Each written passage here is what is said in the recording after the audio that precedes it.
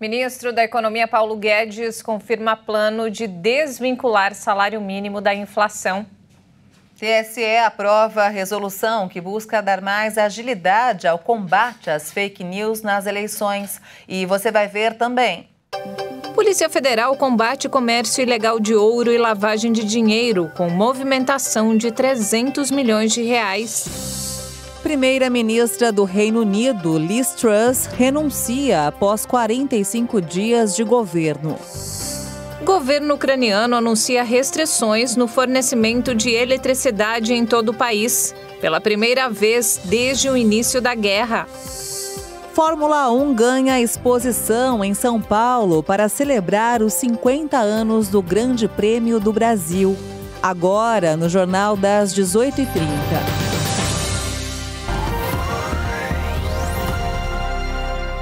Olá, boa noite. São 18 horas e 31 minutos pelo horário de Brasília. Boa noite. Você acompanha agora as principais notícias do Brasil e do mundo desta quinta-feira. E o ministro da Economia, Paulo Guedes, confirmou hoje que o governo estuda desvincular o reajuste do salário mínimo e de aposentadorias ao índice de inflação do ano anterior, mas negou que o objetivo seja impedir o ganho real dos trabalhadores e pensionistas. Guedes disse que a mudança pode ser incluída no texto da PEC que está sendo construída para garantir recursos ao pagamento do Auxílio Brasil. A manutenção do benefício em R$ 600 no ano que vem depende da aprovação do projeto, já que o aumento só permanece válido até dezembro. Com um aumento considerável no número de fake news em circulação, o Tribunal Superior Eleitoral aprovou uma resolução para combater o problema. A intenção é dar mais agilidade ao combate aos conteúdos falsos nas redes sociais. O Tribunal Superior Eleitoral aprovou uma resolução que promete agilizar o processo de retirada do ar de fake news ou conteúdos imprecisos, sem a necessidade de múltiplos processos. Pela resolução, o endereço também pode ser retirado do ar no prazo máximo de até 2 horas e, às vésperas da eleição, esse processo poderá ser feito em até 1 hora. Pela decisão, fica proibida ainda a veiculação de propagandas eleitorais pagas na internet nas 48 horas antes do segundo turno e nas 24 horas seguintes à votação. Já para o caso de desinformação replicada, o presidente do tribunal, Alexandre de Moraes, poderá estender a decisão do colegiado para a remoção de todos os conteúdos falsos. Até então, quando um partido identificava um conteúdo publicado como fake news, ele acionava o TSE com o endereço eletrônico dessa notícia. E após o tribunal considerar o conteúdo falso, ele determinava a retirada da URL do ar. Mas se as chamadas redes de desinformação publicassem esse mesmo conteúdo em outro endereço, o partido que acionou o TSE teria que mover uma nova ação, o que na prática acabaria por manter aquela notícia falsa em circulação. A ideia do Tribunal Superior Eleitoral é permitir que o tribunal possa retirá-la do ar, estendendo a decisão anterior ao novo link. Ao longo deste ano, o TSE adotou uma série de medidas para tentar combater as fake news. Segundo Alexandre de Moraes, houve um aumento considerável no número de notícias falsas em circulação após o primeiro turno deste ano. E a Polícia Federal deflagrou hoje a Operação Gold Rush para investigar um esquema de lavagem de dinheiro que seria responsável pelo comércio de ouro extraído de garimpos ilegais de Roraima e contrabandeados da Venezuela. A suspeita é que tenham sido movimentados mais de 300 milhões de reais em 20 estados. A ação cumpre mandados em Roraima, São Paulo, Minas Gerais e em mais 4 estados. Foram cumpridos 9 dos 18 mandados em Boa Vista. No decorrer da operação, notas de real e ouro foram apreendidos. Segundo a Polícia Federal, uma empresa de Roraima captava dinheiro de outros estados e comprava ouro extraídos de garimpos ilegais contrabandeados. O nome da empresa não foi divulgado, mas, de acordo com a Polícia Federal, o ouro era enviado para outros 20 estados. A Justiça determinou o bloqueio de 118 milhões de reais dos suspeitos investigados por lavagem de dinheiro, contrabando e extração ilegal de recursos minerais. Não foi revelada a identidade dos envolvidos. O Ministério da Economia afirmou que as exportações de carne suína in natura renderam quase 72 milhões de dólares nos primeiros 5 dias de outubro, atingindo uma média diária de 14 milhões e 395 mil dólares. De acordo com dados divulgados pela Secretaria de Comércio Exterior, houve alta de 41,6% no valor médio diário, em relação a outubro do ano passado. Segundo a Associação Brasileira de Proteína Animal, em setembro as vendas externas haviam registrado queda de 8,5% na comparação com 2021. No período acumulado entre janeiro e setembro deste ano, as exportações brasileiras do agronegócio somaram 122 bilhões e 70 milhões de dólares, o que representou um incremento de 30,5% na comparação com o mesmo período em 2021. Já as importações brasileiras de produtos agropecuários subiram de 1 bilhão e 250 milhões de dólares em setembro de 2021 para 1 bilhão e 600 milhões de dólares em setembro de 2022, equivalente a 27,8%. Também no caso das importações, houve aumento do índice de preço de 14,3%. E vamos agora ao mercado financeiro. O dólar fechou em queda nesta quinta-feira, com investidores acompanhando os desdobramentos do período eleitoral a 9 dias do segundo turno para o cargo de presidente da República. A moeda norte-americana caiu 1,08% e encerrou o dia cotada a R$ 5,21 na venda. Já o Ibovespa, o principal índice da Bolsa de Valores de São Paulo, a B3, fechou em alta hoje, puxada pelas ações da Vale, Petrobras e outras exportadoras de commodities, como destaque para petróleo e minério de ferro. O Ibovespa subiu 0,77% a 117.171 pontos. E o Índice Geral de Preços Mercado, o IGPM, teve deflação de 0,83% na segunda prévia de outubro. A informação foi divulgada hoje pela Fundação Getúlio Vargas. A queda dos preços é menor do que a registrada na segunda medição de setembro, quando o índice havia recuado 0,91%, segundo o Instituto Brasileiro de Economia, da FGV. O Índice de Preços ao Produtor Amplo, o IPA, moderou o ritmo de deflação. O indicador caiu 1,19% agora, após ter cedido 1,22% na leitura anterior. Por sua vez, o Índice de Preços ao Consumidor, IPC, acelerou a 0,29% na segunda prévia de setembro, ante a deflação de 0,12% na leitura anterior. Já o Índice Nacional de Custo da Construção, INCC, teve variação negativa de 0,06%, após subir 0,07%.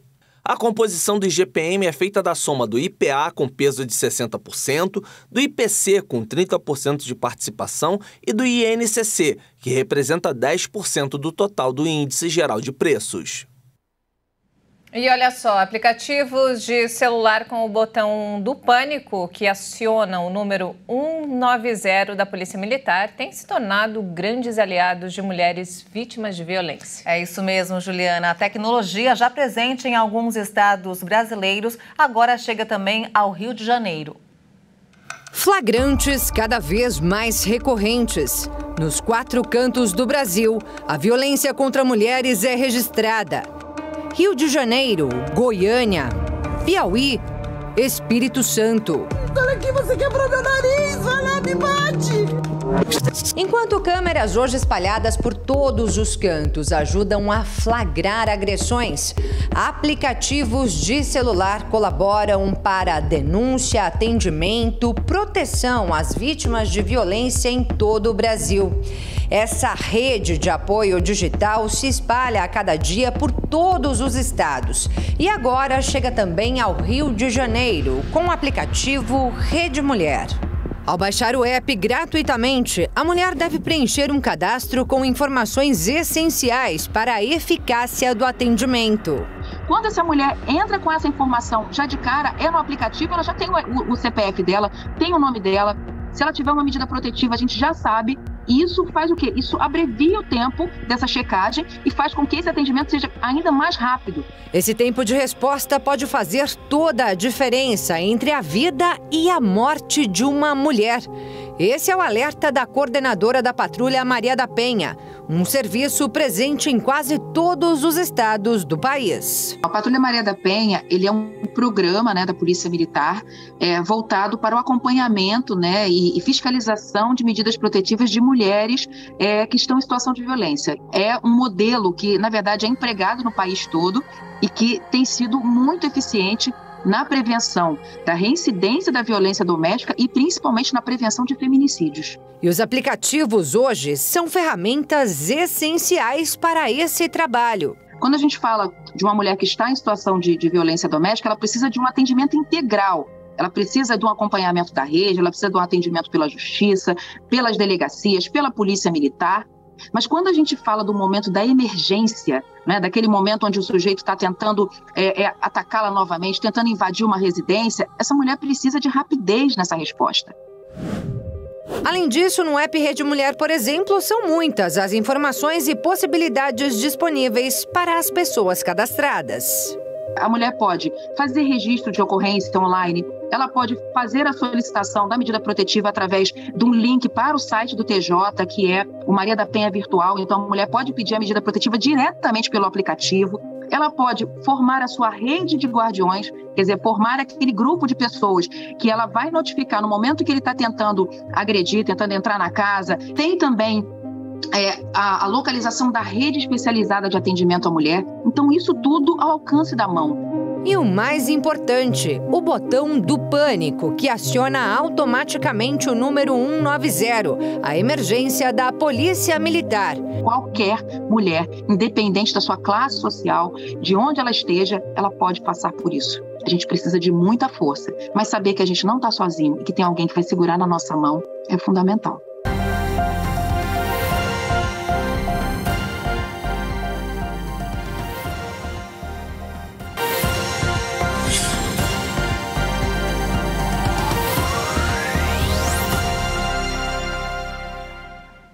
Nós estamos de volta, 18 horas e 45 minutos pelo horário de Brasília. E vamos agora direto ao Rio de Janeiro com informações desta quinta-feira com o repórter Anderson Nascimento. Boa noite, Anderson.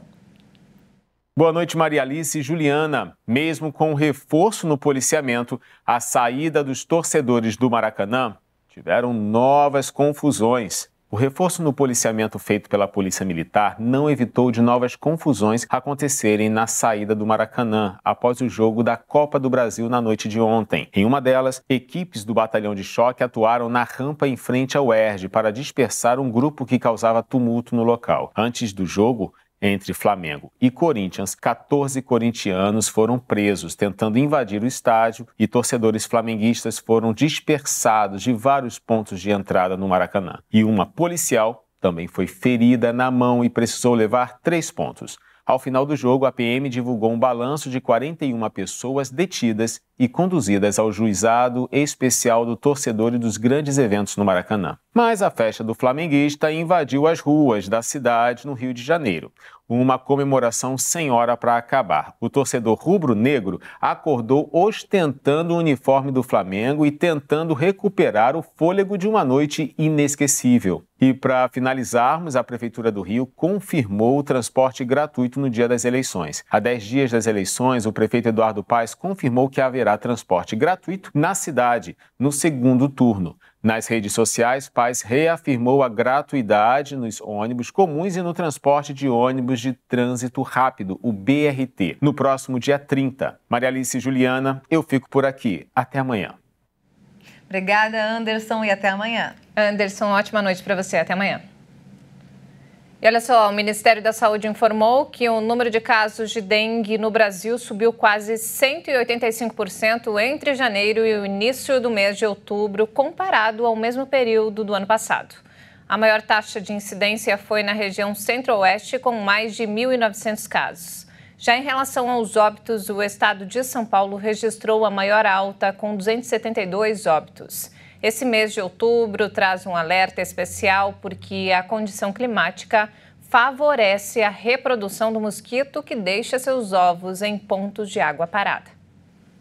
E nos destaques internacionais, a primeira-ministra do Reino Unido, Liz Truss, renunciou ao cargo após 45 dias no poder. Ela não resistiu à crise iniciada com o anúncio de um ousado plano de redução de impostos. De acordo com o parlamentar da legenda, um sucessor vai ser definido até sexta-feira, dia 28 de outubro. Em frente ao Downing Street, a líder de 47 anos fez um discurso de despedida. I came into office at a time of great economic. Assumi em um momento de grande instabilidade econômica e internacional. Famílias e empresas estavam preocupadas em como pagar suas contas. A guerra ilegal de Putin na Ucrânia ameaça a segurança de todo o continente. Estabelecemos uma visão para uma economia de baixo imposto e alto crescimento, que tiraria vantagem das liberdades do Brexit. Reconheço, porém, que, dada a situação, não posso cumprir o mandato em que fui eleita pelo Partido Conservador. I recognise, though, given the situation, I cannot deliver the mandate on which I was elected by the Conservative Party. Mais impopular do que nunca entre a opinião pública, sem um programa econômico após a humilhante renúncia aos cortes de impostos e ficando sem 2 de seus ministros mais importantes, Liz Truss estava por um fio. O chamado mini-orçamento, que previa corte de impostos de até 45 bilhões de libras, desagradou quase que imediatamente os mercados e vários economistas. O diagnóstico era que o movimento seria muito arriscado no momento em que o país vive a pior inflação dos últimos 40 anos. Riscos crescentes de recessão e custos de empréstimos mais altos nas economias avançadas. Na sequência, a libra caiu para seu patamar mais baixo em relação ao dólar e os rendimentos dos títulos do governo subiram em alta velocidade. Em meio à crise econômica do custo de vida, com milhões de britânicos sofrendo com a inflação, o Partido Conservador relança agora uma eleição interna para encontrar um novo líder, o 5º em 6 anos. E o governo ucraniano anunciou restrições no fornecimento de eletricidade em todo o país pela primeira vez desde o início da guerra. O sistema de energia na Ucrânia sofreu mais ataques nos últimos dias do que em quase 8 meses de guerra. Foram mais de 300 desde o dia 10 de outubro, segundo o Ministério de Energia ucraniano. Por isso, o governo pediu para as pessoas economizarem eletricidade das 7 horas da manhã às 11 horas da noite. Um sinal de que a guerra entra em uma nova fase. A população pode enfrentar apagões temporários e cortes de água. Grandes cidades como Kiev e Kharkiv já anunciaram redução no transporte público que depende de energia. O presidente ucraniano Volodymyr Zelensky afirmou esta semana que os ataques russos já tinham destruído 30% das estações de energia do país. E vamos falar agora de esporte, futebol, Ju. Olha só, faltam 31 dias para a Copa do Mundo. Chegou a hora do boletim Esquenta Qatar 2022. É isso mesmo, e o Leonardo Félix fala hoje sobre o motivo da disputa entre as 32 seleções classificadas, a Taça da Copa do Mundo. Acompanhe. Olá pessoal, este é o Esquenta Qatar 2022 com informações da Copa do Mundo aqui na nossa programação. Vamos conferir algumas curiosidades sobre a tão desejada taça. Você sabia que na base da Taça da Copa do Mundo de Futebol existe espaço para gravar o nome das seleções campeãs somente até o ano de 2038? É isso mesmo, apenas mais 4 edições do torneio. Antigamente, quando uma seleção era tricampeã mundial, ganhava o direito de ficar com a taça de maneira definitiva, como aconteceu com o Brasil. Nos últimos anos, as regras mudaram e agora os campeões mundiais têm o nome gravado no troféu, que fica guardado na Suíça, e todas as seleções campeãs ganham uma réplica. A Taça do Mundo FIFA foi confeccionada com ouro puro e 2 camadas de malaquita, um mineral semi-precioso em sua base. É isso aí, tá faltando pouco, hein? Faltam 31 dias para a Copa do Mundo Qatar 2022.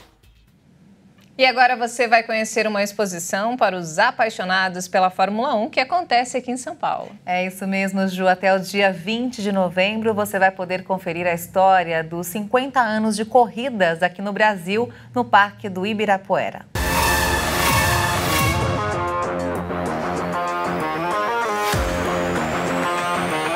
O Neto Machado e o Carlos, que fazem parte do grupo Confraria Grid, logo que souberam, vieram ver a trajetória dos grandes prêmios. O evento celebra os 50 anos de Fórmula 1 no país. É paixão mesmo, é paixão pelo automobilismo desde o tempo de Jacarepaguá ainda. A gente era moleque e ia acampar lá para assistir corrida, fazer uma bate e volta. Logo na entrada, o visitante vai ver pela primeira vez o troféu exposto de José Carlos Patti, que dá hoje nome ao Autódromo de Interlagos.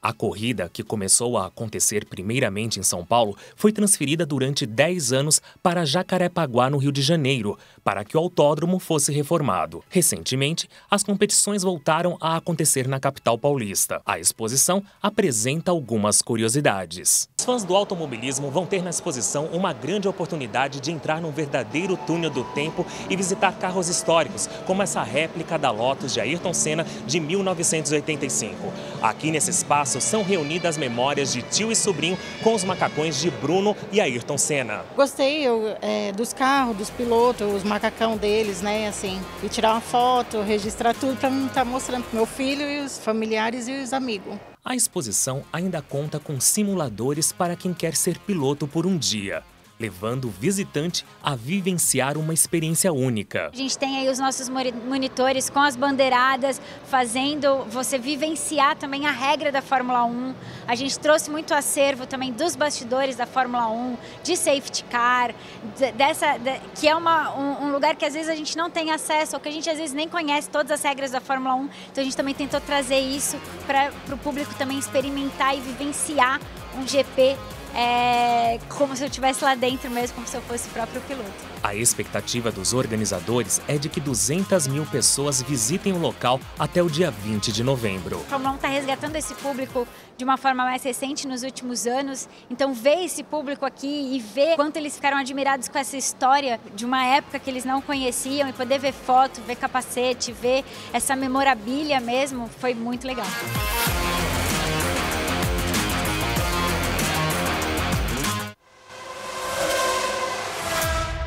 Muito bacana. E o Jornal das 18h30 fica por aqui. Você acompanha outras informações durante a nossa programação. Uma ótima noite para você. Obrigada pela companhia e até amanhã.